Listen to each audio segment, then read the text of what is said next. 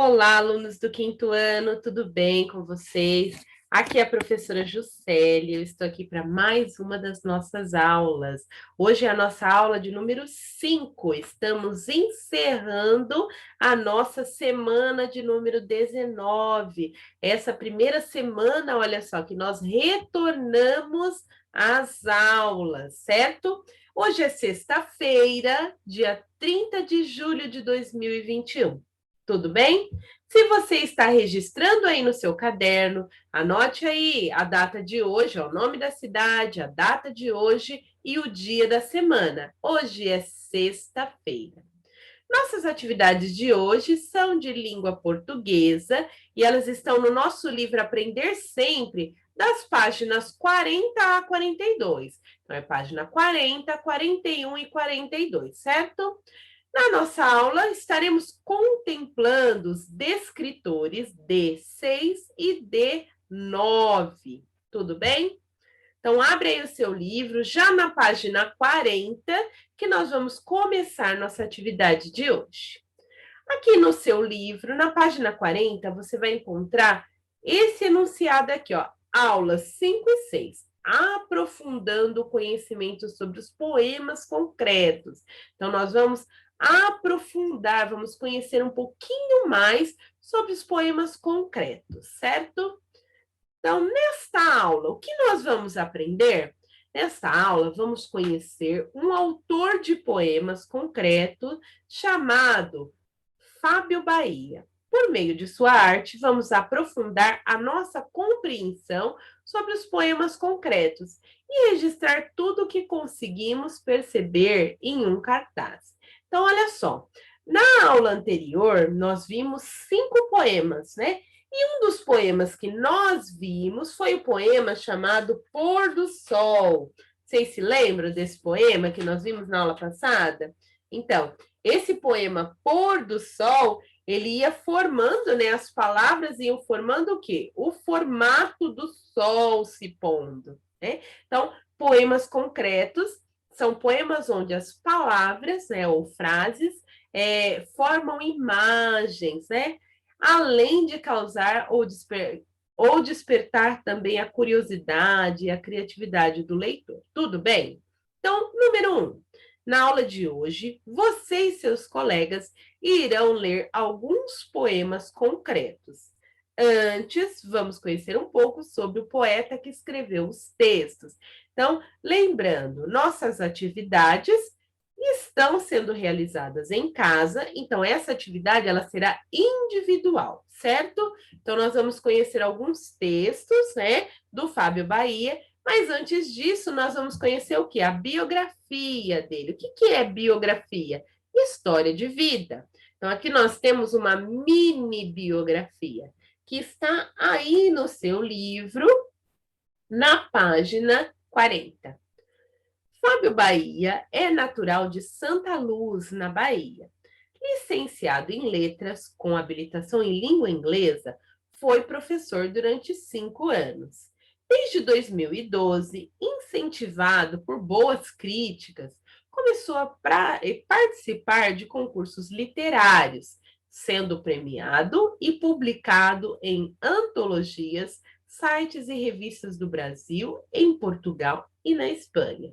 Então, Fábio Bahia, ele fez uma faculdade chamada Letras, né, onde ele aprendeu a escrever, onde ele aprendeu, né, as regras gramaticais, tanto da língua portuguesa como da língua inglesa, e ele resolveu ser professor.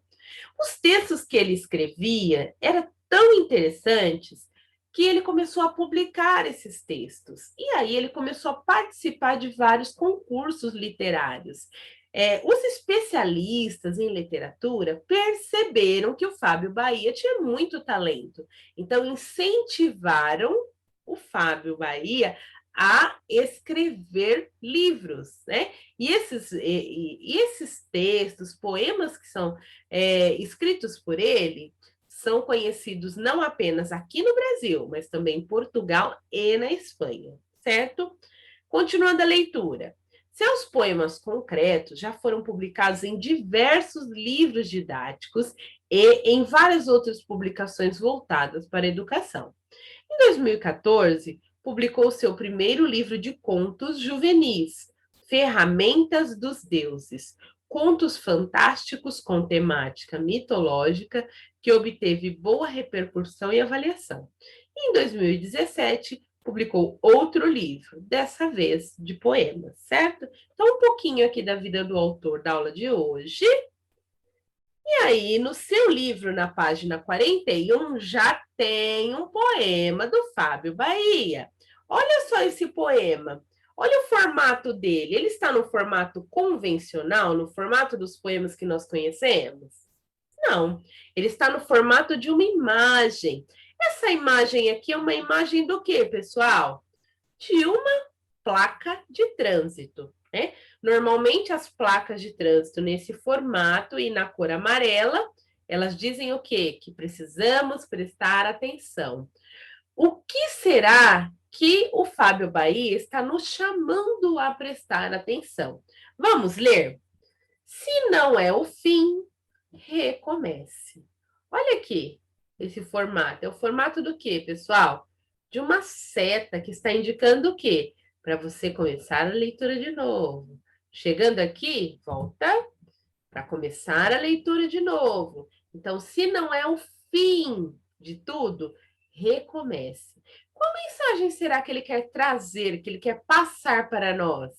Que mesmo que pareça o fim, mesmo que pareça que tudo está dando errado, nós devemos o quê? Ter persistência, resiliência, que é uma palavra que vocês já devem ter ouvido, né? E continuar, né? O que é resiliência? É mesmo diante de uma dificuldade, de uma situação difícil, adversa, a gente não desistir, certo? Bom, nós já falamos sobre o poema, nós já entendemos o que o autor quis dizer, então agora a gente vai realizar as questões. Número 2. Leiam o primeiro poema selecionado para o nosso estudo e responda às questões. Então, nós já lemos esse primeiro poema. Letra A. Como as palavras estão escritas aí no poema, pessoal? Como elas foram escritas aqui mesmo, que nós já falamos?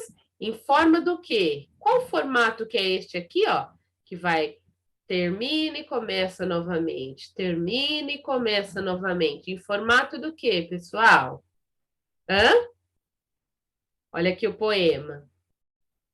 Em formato do quê? De um círculo, né? Então, como as palavras estão escritas no poema? As palavras estão escritas em formato que lembra um círculo. Tudo bem? Letra B. Qual é a intenção do autor ao dispor as palavras dessa forma? Então, quando o autor ele escreveu usando esse formato aqui, o que será que ele queria despertar no leitor, na pessoa que lesse este poema? Ó, o que ele queria? Ao escrever dessa forma, quando termina o texto e ele começa de novo, dando a ideia de continuidade. Então, ele escreveu dessa forma para mostrar que quando o texto termina, ele recomeça novamente, dando o quê? Essa ideia de continuidade, certo? Deixa eu voltar um pouquinho. Se você não registrou aí no seu livro, eu peço agora que você pause o seu vídeo para que você possa registrar aí no seu livro, certo?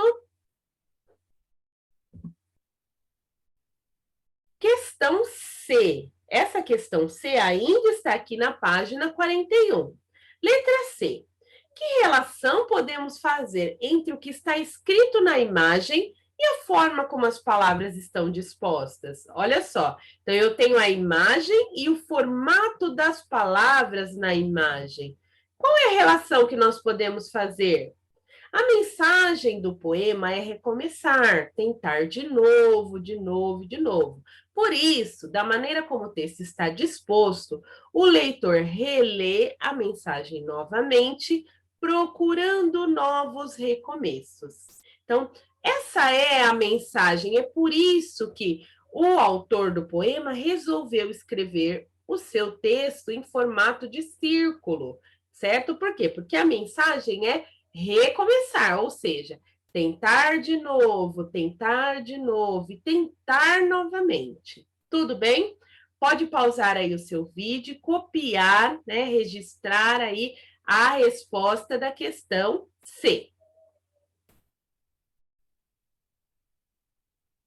Se você já registrou a resposta da questão C, vamos continuar aqui na nossa aula. Se você ainda não escreveu no seu livro a resposta, né, você pode pausar o seu vídeo e anotar aí no seu livro, certo? Espero que o espaço seja suficiente, mas se não for, você pode também usar o seu caderno de língua portuguesa. Letra D. A maneira como o texto está escrito amplia a sua compreensão? Ou seja, da forma como o autor escreveu o texto, ele amplia, ele facilita a nossa compreensão? A gente consegue entender melhor o texto da forma como ele escreveu? Aqui vocês vão responder se vocês acharam que dá para entender melhor ou não. Se você acha que ficou mais difícil desse formato que ele utilizou. Tudo bem? A resposta é pessoal, certo? Se precisar pausar o vídeo, você pode pausar para copiar a resposta. Agora, aqui na página 42, já estamos encerrando a nossa atividade. Leia outro poema concreto de Fábio Bahia e construa com seus colegas um quadro sobre o que podemos nele observar. Então, essa atividade a gente já sabe que ela vai ser individual, porque nós não poderemos realizar ela de forma coletiva, certo? Então, aqui nós temos um poema do Fábio Bahia e o que será que esse poema está? Qual é a mensagem que ele está tentando nos trazer? Primeiro, a gente observa o formato que ele foi escrito. Olha só, ele foi escrito seguindo o formato, ó. Isso, olha só. Isso. Olha o formato que ele foi escrito. O que ele lembra esse formato? O que nos faz lembrar esse formato aí, hã? Pensou? Faz nos lembrar da música, né? Aí o título é Sobre Boa Música. É pela boa música que a poesia embala, que os amores falam e o coração viaja. Olha só que gostoso de ler, né? Olha, vamos prestar atenção na leitura. É pela boa música que a poesia embala, que os amores falam e o coração viaja. Olha que gostoso, tem uma sonoridade, tem um ritmo e desperta uma emoção na gente quando a gente lê, não é mesmo? Então, nesse poema que nós acabamos de ler e relembrando o poema anterior, vamos voltar aqui um pouquinho, que é este outro poema, nós vamos marcar aqui nesse quadro, tá aqui, isso. Nós vamos registrar aqui neste quadro algumas características dos poemas concretos. Eu não sei dizer se o espaço aí do seu livro será suficiente. Caso não seja suficiente, você pode escrever lá no seu caderno de língua portuguesa. É só anotar. Atividade, continuação da atividade do livro Aprender Sempre, página 42. E aí continua registrando. Eu anotei aqui algumas características dos poemas concretos. Então, a primeira, a distribuição gráfica das palavras que são usadas para criar formas no texto. Ou seja, gráfica por quê? Distribuição gráfica. Elas estão distribuídas formando o quê? Um desenho. E esse desenho, essa imagem, ela faz o quê? Ela traz vida para o texto. Mais uma característica. A presença de trocadilhos criados a partir da palavra e da imagem visual do poema. Então, quando nós observamos o poema, o desenho que ele forma, ele nos faz lembrar o quê? De como nós, né, vimos isso que está sendo apresentado na natureza. Por exemplo, nós acabamos de ver ali uma nota musical. Então, o poema foi escrito no formato de uma nota musical, porque falou sobre a música, a beleza da música. O outro poema que nós vimos na aula anterior, ele estava formando o quê? O pôr do sol. Então, tinha a linha do horizonte, o sol se pondo. Então, sempre há essa relação do concreto, né, do que existe, com o que está escrito, sendo formado ali através das palavras. Mais uma característica, o uso da linguagem verbal e da linguagem não verbal. Linguagem verbal, que é a fala, né, e escrita, né, e a linguagem não verbal, que é a linguagem dos desenhos, a linguagem artística, a linguagem das cores, né? Então, tudo isso são linguagens não verbais. Depois, a ausência, a falta da estrutura mais clássica dos poemas, com versos e estrofes, pessoal. Então, nos poemas concretos, não há versos e nem estrofes. Nós vemos o quê? Palavras que compõem o texto e formam imagens, certo? O enfoque no concreto, em contradição com a presença do eu lírico, símbolo da subjetividade nos poemas clássicos. Então, nesses poemas, sempre é apresentada uma visão do que é concreto, da realidade, certo? Sem tanta subjetividade, ou seja, sem falar tanto de coisas que não são palpáveis, que nós não podemos nem pegar ou nem ver, né? Sentimentos que nós não podemos, não tem como. Como nós vamos segurar o amor? A gente consegue pegar o amor? Não, é algo abstrato, né? Então, sempre nos poemas concretos, vai sempre falar sobre coisas concretas. E a decomposição das palavras em função da mensagem do visual. Então, muitas vezes as palavras até são separadas em sílabas, para quê? Para que consiga formar o desenho ali direitinho, certo? Pode pausar o seu vídeo agora para você anotar aí no seu livro. É claro que se você quiser, você também pode escrever com outras palavras, tudo isso que nós falamos na aula de hoje, que são as características dos poemas concretos. Tudo bem, pessoal?